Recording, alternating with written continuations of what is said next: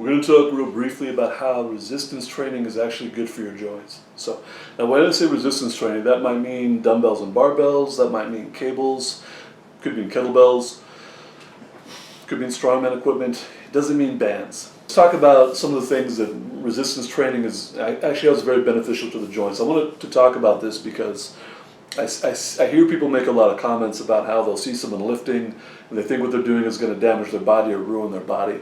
And this is just a misunderstanding. So obviously you can take anything to an extreme where it's not healthy.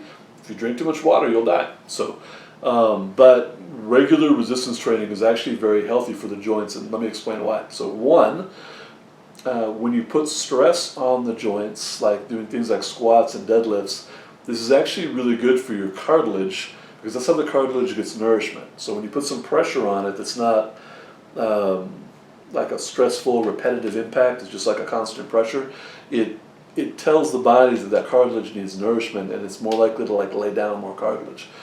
So that's cartilage. When we look at the elasticity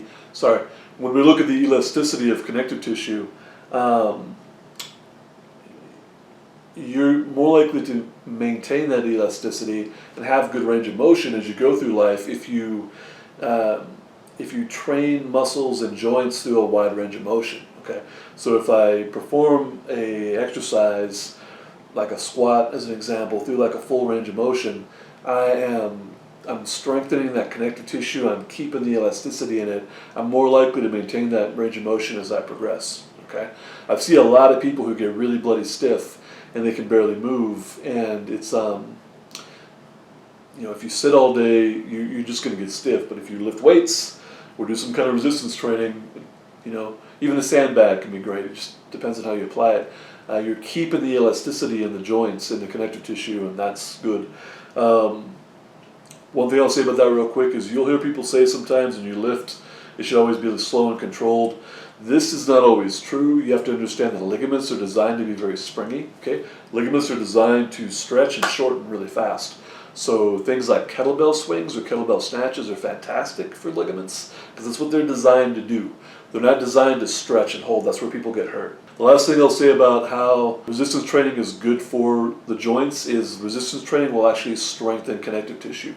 So if you don't put stress on anything, really, it'll gradually get weaker. So, but if we put positive stress on our connective tissue, we will make the connective tissue thicker and stronger, and it's more likely to be healthy as we go through life. So that's basically it. Just a quick discussion on how resistance training is good for your joints. Remember, little things add up. It's true with donuts. It's true with weights. Go lift.